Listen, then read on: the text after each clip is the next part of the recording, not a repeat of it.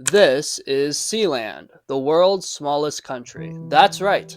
This little platform standing on two concrete poles in the middle of the ocean is a sovereign nation. Well, kind of. Standing in the roaring waves about 7 miles off the coast of Britain, Sealand isn't much to look at. But it issues passports, stamps, and coins. It has a royal family. It has battled pirates and the UK government. Heck, Sealand has even planted their national flag on Mount Everest. Okay, but is Sealand really a country? Yeah, kind of. Sealand is not recognized by any other nation. But, under international law, they are a legal state. At least that's the argument Prince Michael makes on his website, sealandgov.org. That's right, Sealand has a website. You can buy Sealand hoodies, Sealand hats, and for $10 you can become a citizen. For $30 you can become Sealand nobility, and for $150 you can become a knight. Okay, obviously this is a little bit silly, it's a bit of a gimmick, but there's a real point to be made here. Is Sealand actually a sovereign nation? What does that even mean? What is a nation? Does a country need permission to exist? To answer that question, we need to go all the way back to 1943.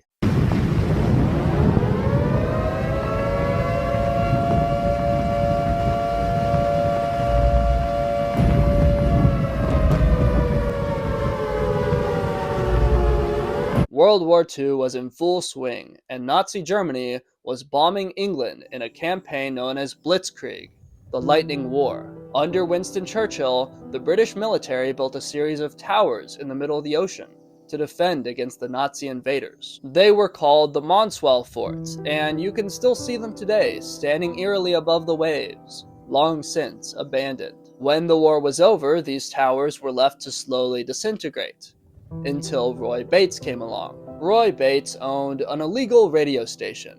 Wait, illegal? Why was it illegal to have a radio station? Well, most Americans don't realize this, but after World War II, Britain basically became a communist dictatorship.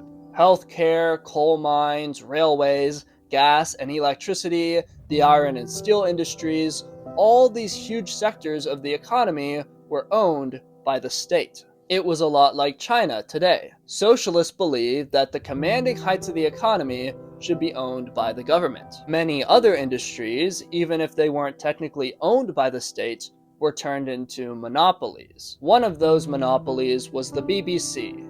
Only BBC was allowed to broadcast radio. Competition was banned. It was literally illegal to start your own radio station all the way until 1973. It was even illegal to own radio equipment. Absolutely ridiculous. Roy's pirate radio station, and many others like it, sprang up to fill the void. They were beloved by the British public because they provided what the BBC did not: creativity, effort, and good music.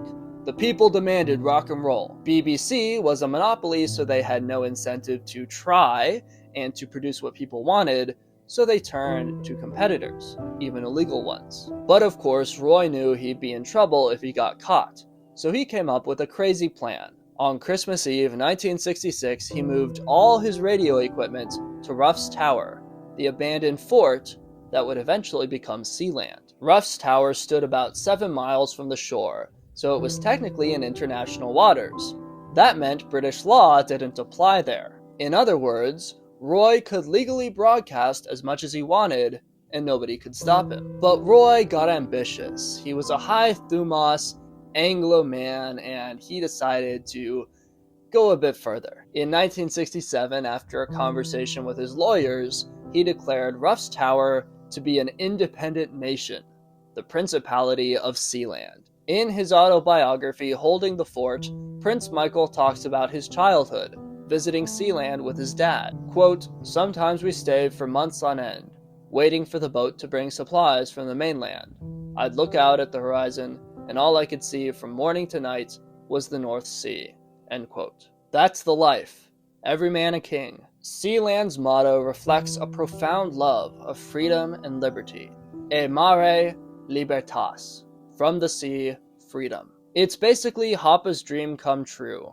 A tiny, libertarian, aristocratic state that exists purely as a screw you to government overreach. Oh, what's that? You're imposing government censorship on my radio station? Joke's on you, I'm starting my own country. But it wasn't all peace and tranquility. Young Prince Michael fought off no less than 7 armed invasion attempts, using guns, Molotov cocktails, and homemade projectiles. In 1968, a government vessel sailed through Sealand's territorial waters. When Prince Michael fired warning shots, he was declared a criminal and summoned to an English court. But here's the really interesting part. The court declined to make a ruling stating that they had no jurisdiction outside British national territory. There you have it. Sealand is not British territory. The courts confirmed that it was international waters. So the legal question is, if there's an island in international waters that's not claimed by any nation, can you make it its own country? That question might sound like navel-gazing, but it's actually quite relevant as we approach the age of private space exploration. There's an international treaty saying no country can lay claim to anything that's not on Earth. And by another treaty, if you're not in any country's territory, maritime law applies. So Mars is international waters. So what happens if I go to Mars and build a settlement? What happens if I build a city on the moon? Can we create our own microstates in space? In 1978, Sealand was invaded by a crew of mercenaries. They kidnapped Michael, bound his hands and feet, and held him captive for several days. In response, the bravest patriots of Sealand formed a rescue team. As the website puts it, the legendary Sealand Special Unit was born. The operation was executed a few short days later. It involved a daring dawn helicopter assault and culminated in the unconditional surrender of the invaders. The mercenaries were held as prisoners of war.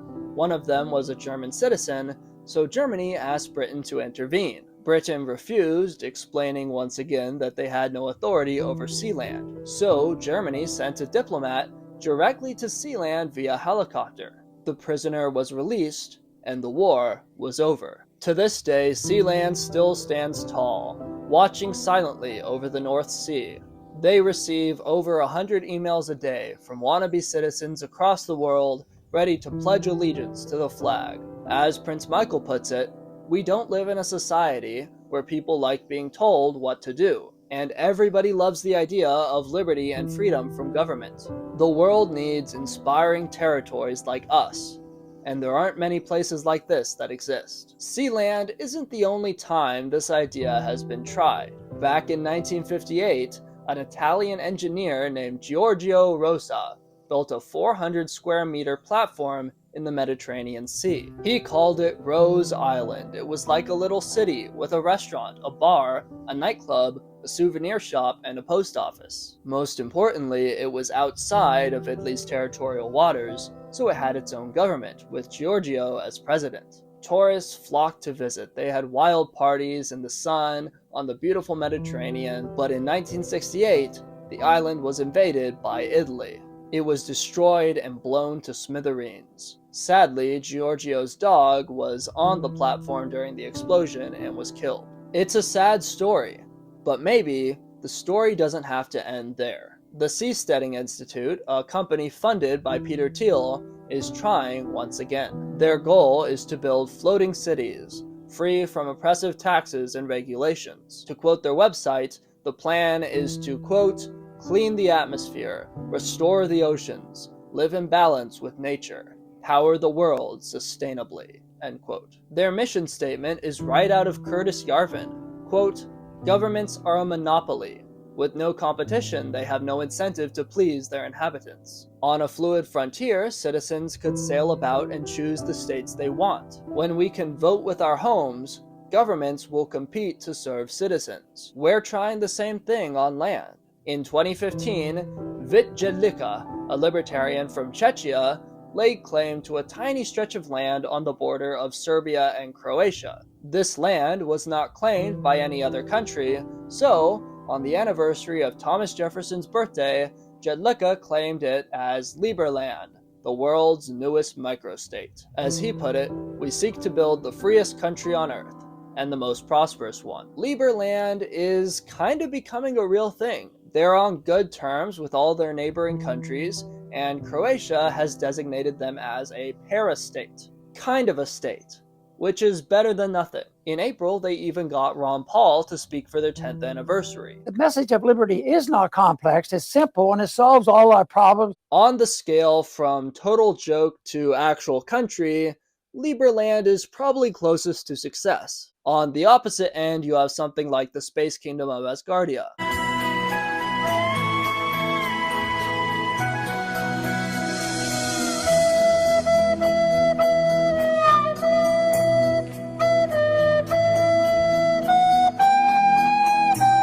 The Space Kingdom of Asgardia is a satellite floating around in space. According to the people who launched it, it does not belong to an earthly government, so therefore it's sovereign. To be clear, nobody actually lives on the satellite. Yet. But it does raise some interesting questions. Can you do that? Can you just build a country in space? According to the Outer Space Treaty of 1967, no Earth nation can claim outer space. So all those moons, all those planets, and any satellites we put into orbit, are they all just no man's land, like Antarctica or the ocean? What stops us from building our own societies, free societies on the moon and Mars and beyond? This is the new frontier. This is our opportunity to start over and throw off the burdens of everything that came before. It starts with places like Liberland and Sealand, but it ends in the farthest reaches of the universe. Thanks for watching. God bless America.